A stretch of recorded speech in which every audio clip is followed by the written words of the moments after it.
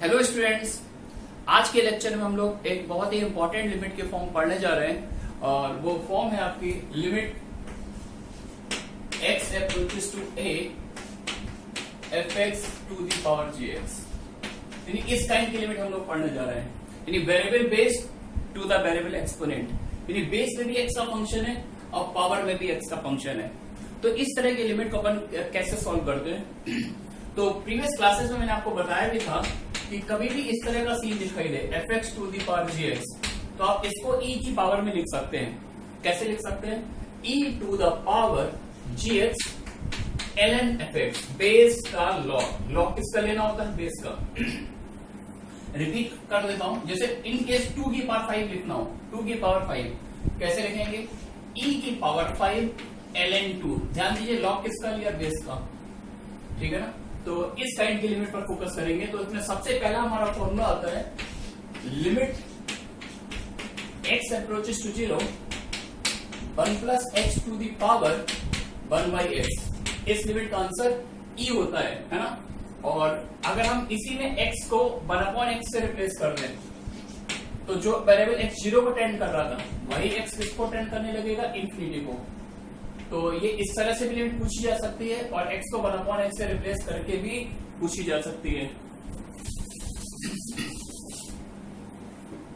तो इसको लिख दिया मैंने 1 प्लस 1 बाई एक्स की पावर x। अब प्रूफ की बात कर लेते हैं। इसका प्रूफ क्या है? तो वही है, आप इसको fx कॉल करिए बेस को और एक्सपोनेंट को gx। तो ये सीन वही बन रहा है fx to the power gx। इसको कैसे लिखना चाहिए? e to the power gx into ln fx, base का लॉग। लॉग किसका ले लिया? बेस का। ठीक है ना? अब देखिए एक्सपोनेंट को केयरफुली देखिए। एक स्टैंडर्ड लिमिट आपको दिख रही होगी ln 1 plus X upon x, है ना? तो ln 1 plus X upon x की लिमिटिंग वैल्यू क्या होती है? 1 होती है। तो ये लिमिट का आंसर आपके पास क्या आ गया? e, है ना? लिमिट आप चाहो तो सीधा ऊपर जाके भी अप्लाई कर सकते हैं, क्योंकि e वाला फंक्शन जो होता है वो कंटिन्यूअस फंक्शन होता है। आ रही बात समझ में? ठीक है। अच्छा, मैंने रिजल्ट प्रूफ कर दिया, आंसर भी हमारा e आ गया है। अब कुछ स्टूडेंट इसमें क्रॉस क्वेश्चन करते हैं।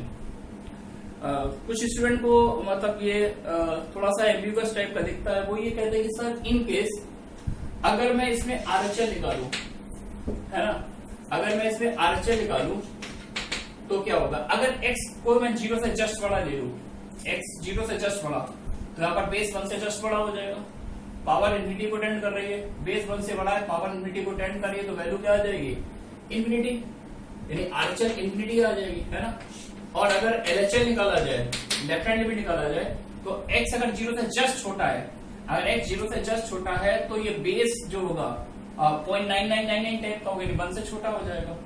बेस 1 से छोटा है, पावर इन्फिनिटी को टेंड कर रही है, तो ये वैल्यू क्या बन जाएगी? 0। तो लेफ्ट हैंड लिमिट में 0 बन जाएगा, राइट हैंड लिमिट में क्योंकि x स्लाइटली पॉजिटिव है तो ये 1 से जस्ट बड़ा होगा, पावर इन्फिनिटी जा रही है तो इन्फिनिटी। तो उसके बाद एक क्वेश्चन आता है कि sir right hand limit infinity जा रही है, लेफ्ट हैंड लिमिट 0 आ रही है, then why? Answer is e। इसका आंसर e क्यों आ रहा है? आपने तो इसका आंसर e दिया हुआ है। ये लिमिट तो डज नॉट एग्जिस्ट होनी चाहिए। ठीक है ना? तो ये क्वेश्चन एक्चुअली क्या होता है, जो हर बच्चे को इमीडिएटली स्ट्राइक नहीं करता है। जो बहुत ही स्मार्ट स्टूडेंट होते हैं, अच्छे रैंकिंग वाले स्टूडेंट होते हैं, वो उनको तो क्लिक कर जाता है कि वो तुरंत ही क्लास में पढ़ाते टाइम में बोल देता है सर ये e कैसे आ गया, आपके पीछे कुछ और समझा गया है। लेकिन जो कुछ बच्चे ठीक ठाक टाइप के होते हैं, जो हार्डवर्क करते हैं, वो घर जाके जब पढ़ते हैं, पुराने लेक्चर से इन चीजों को रिलेट करते हैं, तो उनके माइंड में आता है कि जब सर ने पहली क्लास में पढ़ाया तो ये बोला था, सेकंड लेक्चर में बोला। तो रिवाइज करते टाइम क्या होता है, सारे कंसेप्ट, टीचर के सारे मैसेज आपके पास एट ए टाइम होते हैं, है ना?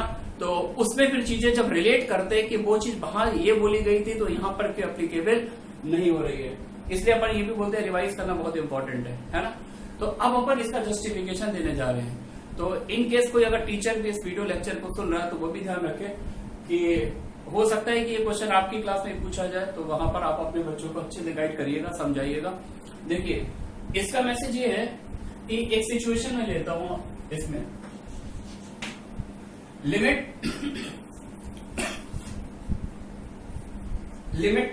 h tending towards 1 and n tending towards infinity, cos cos square pi H whole to the power n, है ना। और एक और लिमिट ले ली मैंने, limit h tending towards 1 n tending towards infinity sec square pi H two the power n, है ना।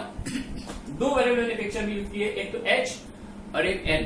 h 1 को टेंड कर रहा है, n इंफिनिटी को टेंड कर रहा है। तो इन दोनों क्वेश्चन को आप इससे रिलेट करके समझिएगा, परफेक्ट फील आएगी आपको, है ना, कि दोनों में डिफरेंस क्या है, कब ऐसा करेंगे और कब नहीं करेंगे। तो देखिए जब h को 1 टेंड कराऊंगा तो ये जो cos का एंगल है ये पाई को टेंड करेगा। किसको टेंड करेगा? पाई को। और cos का ग्राफ आपने देखा ही होगा, cos का ग्राफ कुछ इस तरह का होता है, पाई पर इसकी वैल्यू 1 को अप्रोच कर, पाई पर इसकी वैल्यू -1 को अप्रोच करती है ना।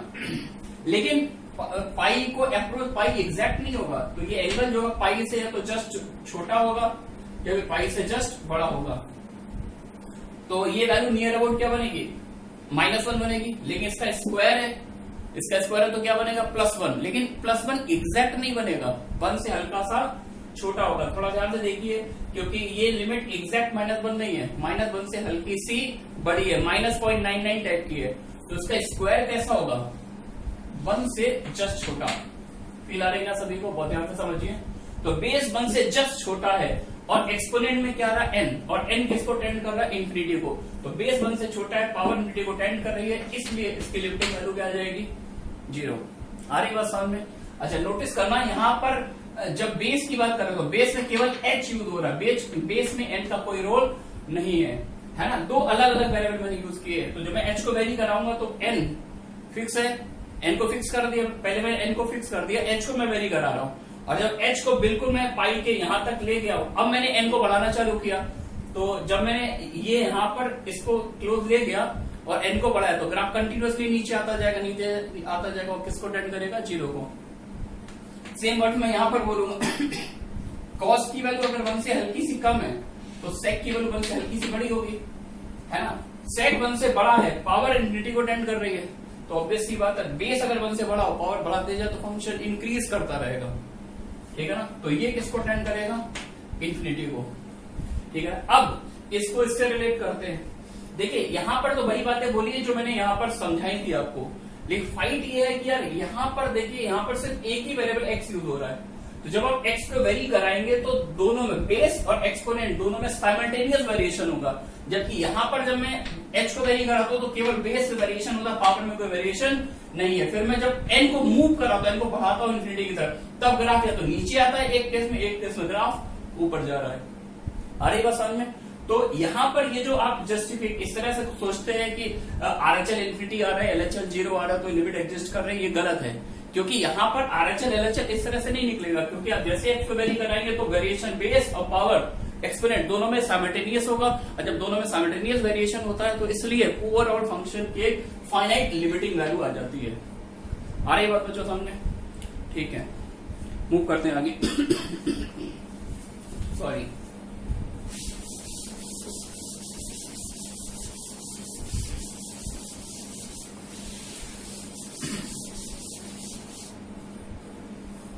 चलिए अब जो अभी हमने फॉर्मूला पढ़ा था उसी का general form, limit x approaches to a, हमने फॉर्मूला पढ़ा था 1 + x to the power 1/x, उसको e पढ़ा। तो जरूरी नहीं है कि x 0 को टेंड करे, x किसी भी नंबर को टेंड कर सकता है, और x के प्लेस पर रैंडम x का कोई भी फंक्शन हो सकता है। तो 1 + fx पावर 1/fx, इस काइंड की लिमिट का आंसर मैं हमेशा e बोलूंगा, लेकिन e तब बोलूंगा प्रोवाइडेड,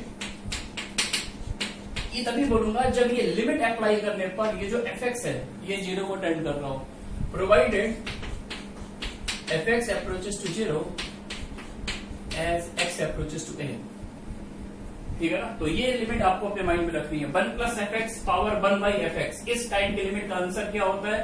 e होता है। लेकिन ये तब होता है जब ये लिमिट डालने पर ये जो fx का रोल प्ले कर रहा है ये 0 को टेंड करे, ठीक है ना। ये 0 को टेंड करता, सीधा आंसर e है। चलिए इस पे छोटा सा एक सैंपल प्रॉब्लम कर लेते हैं। Limit x goes to 0 1 plus 2x to the power 5/x, है ना। इस लिमिट का आंसर निकालना है। फॉर्म आप चाहो तो चेक कर लो। देखो आप कौन सी फॉर्म लोग पढ़ने जा रहे हैं, x को 0 डालोगे तो बेस 1 को टेंड कर रहा है, power infinity, very 1 to the power infinity वाली फॉर्म बन रही है। इसका आंसर बताना है। तो देखिए ये कुछ इस क्वेश्चन में क्या है, ये एक तरह से fx का रोल प्ले कर रहा है, किसका रोल प्ले कर रहा है, fx का। तो इस तरह का एक फॉर्मूला हमने पढ़ रखा है, 1 प्लस fx की पावर 1/fx। अगर 1/fx आ जाए तो ये पूरा e बन जाता है। तो पिक्चर में e को क्रिएट करने के लिए मैंने इसकी फॉर्म को थोड़ा सा चेंज कर दिया, 1 प्लस 2x की पावर 1/2x, है ना। 2x से डिवाइड दे दिया और अब 2x से मल्टीप्लाई कर देते, 2x इंटू 5/x। फॉलो कर रहे हैं आप लोग। चलिए अब ये बेस में मैंने क्या मटेरियल बना दिया, 1 प्लस fx की पावर 1/fx। तो मैं इसको e बोलूंगा क्योंकि मैंने चेक कर लिया है, x को 0 डालने पर ये जो fx है ये 0 को टेंड कर रहा है। Is that okay? तो ये e बन गया, x extension, final answer 1 line question e to the power 10। आ रही बात बच्चों समझ में? चलिए अब 1 टू द पावर इंफिनिटी जो इंटीग्रेटेड फॉर्म होती है, इसके लिए हमारे पास एक स्पेसिफिक फॉर्मूला भी होता है। तो बस केवल और इस तरह के क्वेश्चंस आते भी बहुत है, जेईई मेंस में भी आते हैं, एडवांस में भी मिल जाएंगे आपको। तो इसके लिए एक स्पेशल फॉर्मूला उसको भी पढ़ लेते हैं।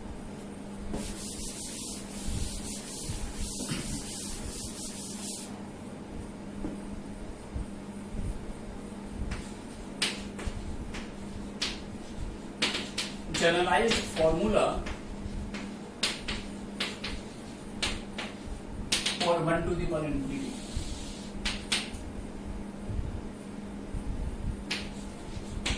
यानी इस टाइप का कोई क्वेश्चन अपन सॉल्व कर रहे हैं, limit x approaches to a fx to the power gx, variable base to the variable exponent. Base में भी x का फंक्शन है, पावर में भी x का फंक्शन है, और इस काइंड की लिमिट दिख रही है, ठीक है ना। और इसमें हम पर्टिकुलर केस की बात कर रहे हैं, इफ fx अप्रोचेस टू 1, यानी ये लिमिट लगाने पर ये जो बेस में x का फंक्शन गिवन है ये 1 को टेंड करे, and gx approaches to infinity, base 1 को टेंड करे, पावर इंफिनिटी को टेंड करे, as x approaches to a, है ना। Then limit x approaches to a fx to the power gx is what? e to the power limit x approaches to a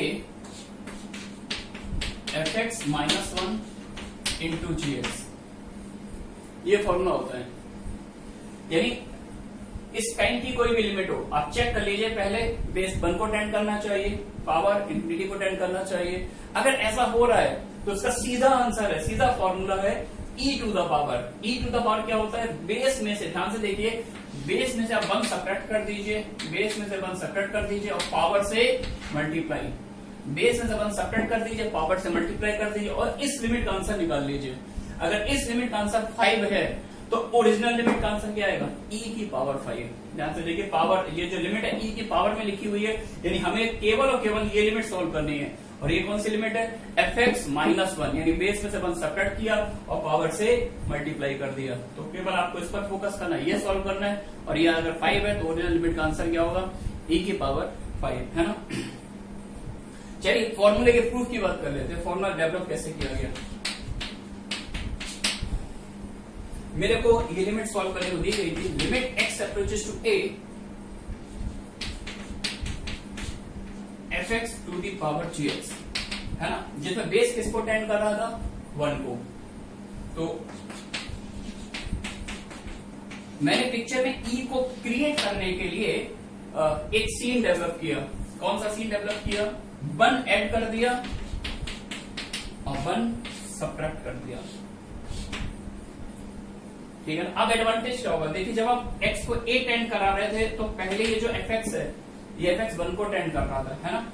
लेकिन जैसे आपने 1 को subtract किया, अब ये जो टोटल, इसको कैपिटल fx बोलिए, तो ये कैपिटल fx किसको टेंड कर रहा है, 0 को, सही है ना। तो एक फॉर्मूला भी आज स्टार्टिंग में मैंने बोला था, 1 प्लस कैपिटल fx की पावर 1 अपॉन कैपिटल fx। बोलिए क्या ये e का रोल प्ले कर रहा है, चेक करो यार। 1 plus capital, this one is capital F X, तो 1 plus F X to the power 1 by F X, ये क्या बन जाएगा ई। क्यों? क्योंकि ये पूरी पिक्चर जैसे ही लिमिट लगाएंगे ये कैपिटल एफ एक्स किसको टर्न कर जाएगा, जीरो को। अच्छा, अब देखिए पावर में ये पिक्चर थी नहीं, मैंने खुद जनरेट की है, तो मैं एडजस्टमेंट के लिए इससे मल्टीप्लाई भी कर दूंगा, तो एफ एक्स माइनस वन है ना इंटू जी एक्स, देख रहा ना यहां तक सभी को। तो अब देखिए जरा बेस में पिक्चर क्या बन गई, ई, तो इसको मैं ई बोल दूंगा। अच्छा, एक और बात, ई की जैसा कि आपने थोड़ा पढ़ाई होगा यार, ई पावर है कि सब 11 के बच्चे सबको ग्राफ पता होता है, तो ई पावर एक्स वाला ग्राफ जो होता है कंटिन्यूअस फंक्शन होता है। कंटिन्यूअस का मतलब ग्राफ में कहीं भी कोई जंप, ब्रेक, गैप इस तरह का नहीं आता, तो लिमिट आप चाहे नीचे लगाएं या फिर ऊपर लगाएं उससे कोई फर्क नहीं पड़ता, है ना। तो आने वाले टाइम में मैं आपको बता भी दूंगा कि अंदर जाके लिमिट कब अटैक कर सकते हैं और बाहर रह के कब अटैक करना होता है। तो limit x approaches to a fx minus 1 into gx, okay, that's completes the proof। चलिए अब इस फॉर्मूले को देख ले बहुत अच्छे से, fx पर gx है, बेस 1 को टेंड कर रहा है, पावर इंफिनिटी को टेंड कर रही है, सीधा formula e to the power fx minus 1 into gx, यानी हम केवल ये लिमिट सॉल्व करेंगे और ये लिमिट जो भी आएगी अगर 5 है तो आंसर दे देंगे e की पावर 5।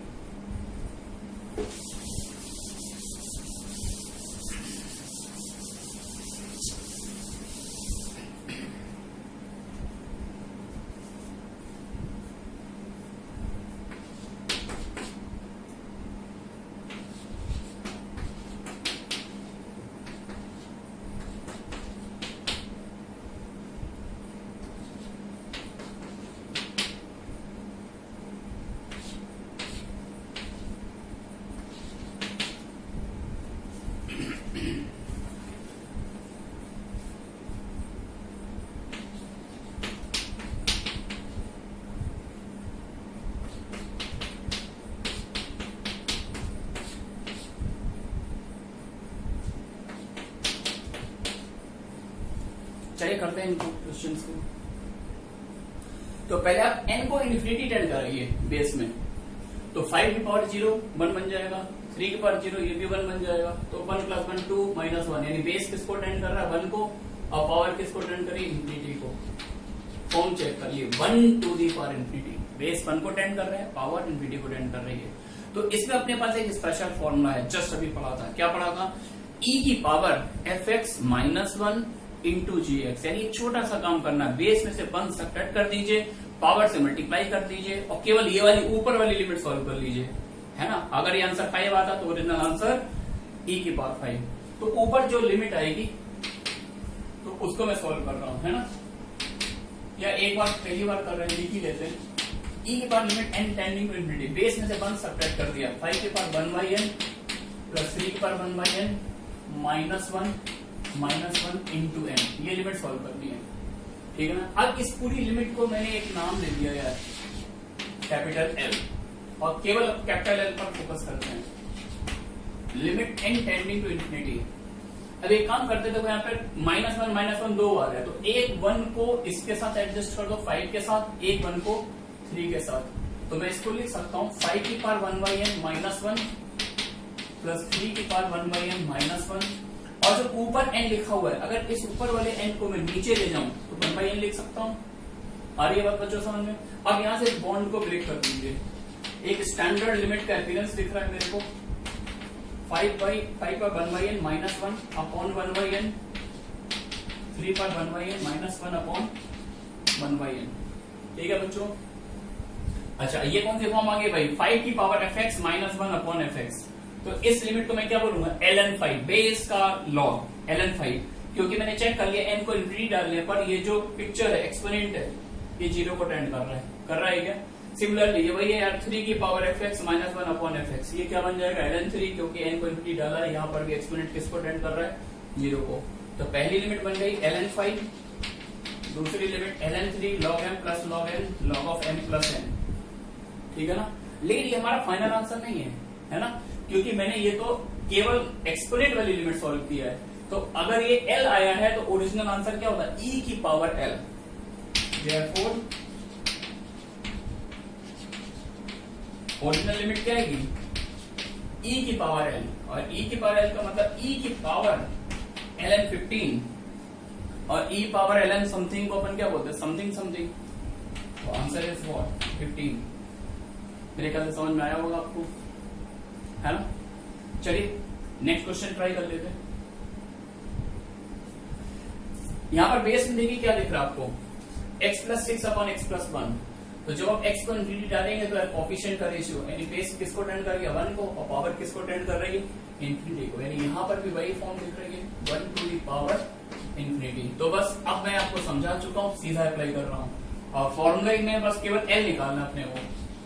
l कैसे निकालते हैं, बेस में से 1 सब्ट्रैक्ट कर दो और पावर से मल्टीप्लाई कर दो, बस यही छोटी सी बात सिखाई है।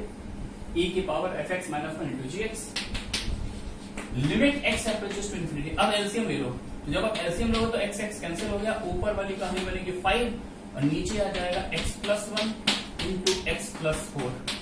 बच्चों बिल्कुल सही है क्या। और इन्फिनिटी की लिमिट है, सीधा बोला था यार कि आपको कोफिशिएंट देखना होता है, x का कोफिशिएंट ऊपर से 5 है नीचे से 1 है, सीधे इसका आंसर क्या आ गया 5, सही है क्या। और अगर l की वैल्यू 5 है तो original limit, what is the answer of the original limit, e की power l, that is e to the power 5, ठीक है ना।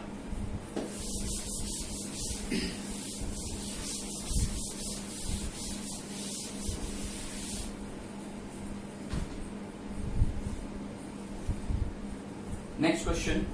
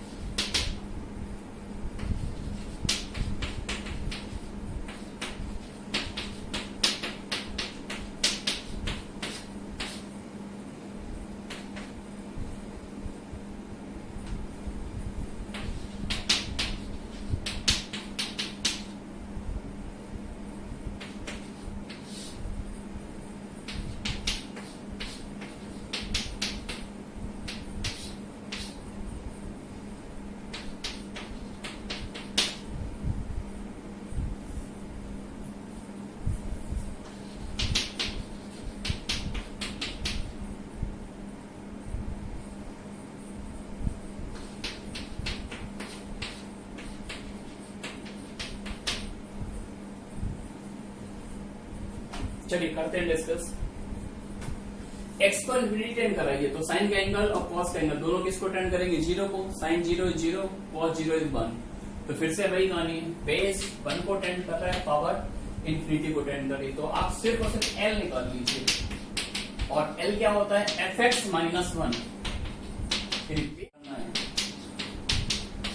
है ना। बेस में से 1 सेपरेट कर दिया और पावर से मल्टीप्लाई। आ रही है बात बच्चों समझ में। तो बस यार ये लिमिट सॉल्व करनी है।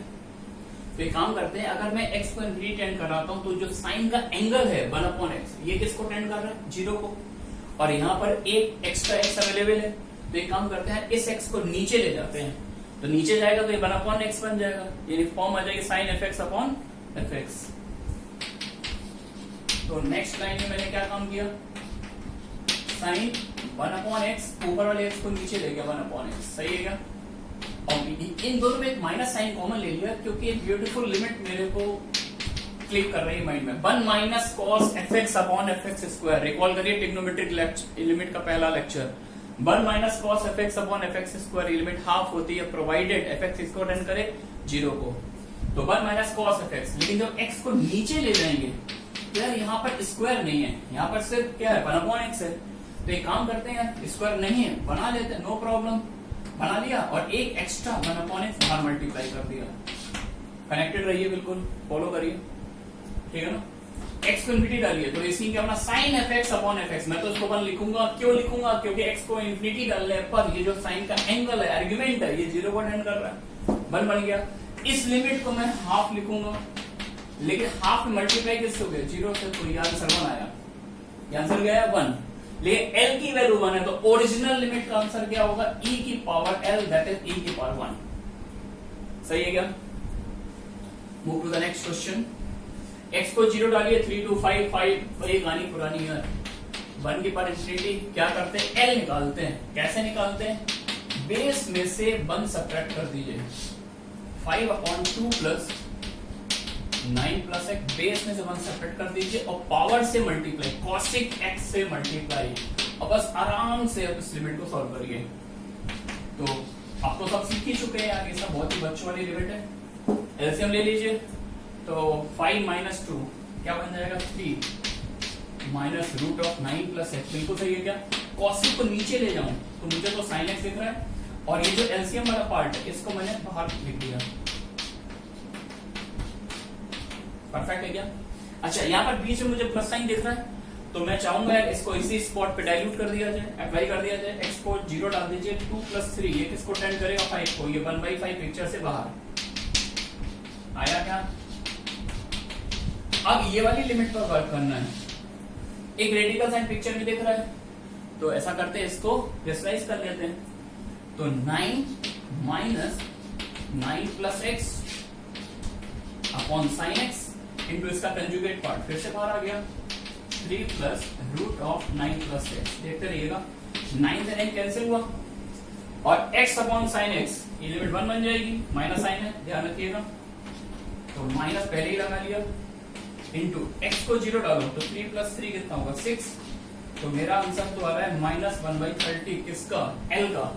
तो ओरिजिनल लिमिट के आंसर को मुझे लिखना चाहिए -1/30।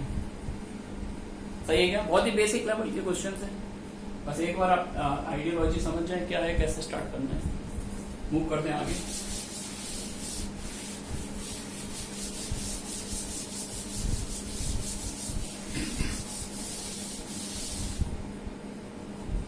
x को 0 डाल दीजिए, तो cos 0 1 होता है, cot 0 इंफिनिटी होता है, 1 के पास इंफिनिटी है, तो l क्या आएगा, limit x goes to 0, base में से 1 सब्ट्रैक्ट कर दीजिए और पावर से मल्टीप्लाई। नेक्स्ट लाइन में एक माइनस साइन कॉमन ले लिया, क्योंकि फिर से मुझे यार एक लिमिट याद आ ही जाती है, 1 - cos x। अच्छा, कॉट को नीचे ले जाएंगे, कॉट पिक्चर में कनेक्ट नहीं होता लिमिट में, कॉट को 10 में कन्वर्ट कर देना हमेशा ही एक मीनिंगफुल अप्रोच होती है, 10² x। सही है क्या। फिर से यार लिमिट में कभी 10f(x) दिखाई दे, sin fx हो, tan इनवर्स fx हो, इसको आप हमेशा क्या लिख सकते हैं, fx, प्रोवाइडेड fx 0 को टेंड कर रहा हो, तो 10² x को सीधा x² लिख सकते हैं।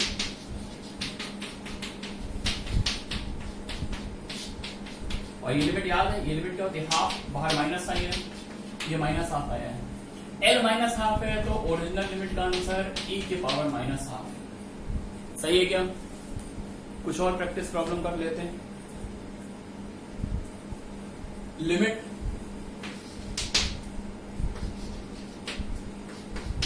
x approaches to infinity,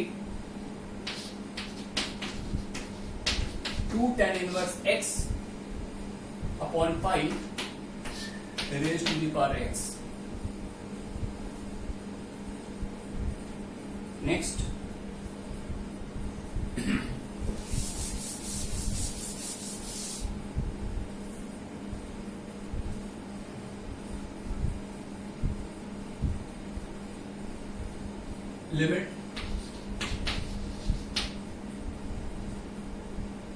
limit x goes to 0, 10 pi/4 plus x raised to the power 1/x। चलिए देखते हैं, x को इंफिनिटी डालिए, 10 वर्स इंफिनिटी याद ही होगा, pi/2 होता है, pi/2 × 2/pi, फिर से बेस 1 जा रहा है, पावर इंफिनिटी जा रही है। लगाइए formula, n equals to what, base में से 1 सब्ट्रैक्ट कर दिया और पावर से multiply, something like that. Limit x tending to infinity, LCM ले लीजिए, 2 tan inverse x minus pi into X है ना, और पाई बाहर ले लिया, पिक्चर से बाहर। अच्छा, यहां पर मैंने 2 कॉमन न लेके -2 कॉमन लिया इंटेंशनली। क्या सोच के कॉमन लिया होगा -2, ये बन जाएगा pi/2 minus tan inverse x into x. और pi by 2 minus tan inverse x को अपन क्या लिखते हैं, cot इनवर्स x लिखते हैं। तो x into cot inverse x, सही है क्या? अच्छा, इनवर्स में ये सब पढ़ा होगा यार कि अगर x पॉजिटिव हो तो cot इनवर्स 2 को अपन tan इनवर्स 1/2 लिख देते हैं, यानी ये cot इनवर्स x क्या बन जाएगा, tan इनवर्स 1/x माइनस 2/पाई, तो x into tan inverse 1/x, सही है क्या? अच्छा, अब tan इनवर्स का जो आर्ग्यूमेंट है, थोड़ा सा रुक कर देखिए, x को इनफिनिटी टेंड कराएंगे तो tan इनवर्स का आर्ग्यूमेंट 0 को टेंड कर रहा है, और tan इनवर्स वाला जो पिक्चर ये फैक्टर फॉर्म में, यहाँ पे प्लस या माइनस नहीं है। तो मैंने क्या सिखाया था, tan इनवर्स यहाँ से पिक्चर से रब कर दीजिए, या फिर रब कर ही दो यार, क्योंकि ये सब थोड़ा सा टाइम सेविंग अप्रोच है। या तो ये आंसर आया -2/पाई, ये L की वैल्यू -2/पाई है, तो E की पावर -2/पाई द फाइनल रिजल्ट, ठीक है ना? आ जाओ यार, ये भी सब देख लो, x को 0 डालो, tan π/4 1, पावर इनफिनिटी जा रही है, तो limit x goes to 0, base में से 1 सब्ट्रैक्ट कर दो, तो पहले यहाँ पे फॉर्मूला लगा दो, tan of a plus b, तो tan a plus tan b upon 1 minus tan a tan b, ये तो बेस बन गया, बेस में से 1 सब्ट्रैक्ट कर दिया और पावर से मल्टीप्लाई कर दिया, सही है क्या? चलिए आइए, limit x approaches to 0, LCM ले लेते हैं, तो 1 से 1 कैंसिल, और tan x plus tan x 2 tan x, और tan x अब मैंने x को सेट कर दिया, और इसका जो एलसीएम है उसको बाहर सेट कर दिया, something like that. tan x upon x standard limit किसको टेंड करेगा, 1 को, x को 0 डालेंगे, ये 0 को टेंड कर जाएगा, तो मेरे को तो यार ये लिमिट 2 और 1 मिलाकर 2 दिख रही है, L की वैल्यू 2 आ रही है, तो ओरिजिनल लिमिट का आंसर क्या होगा, e स्क्वायर।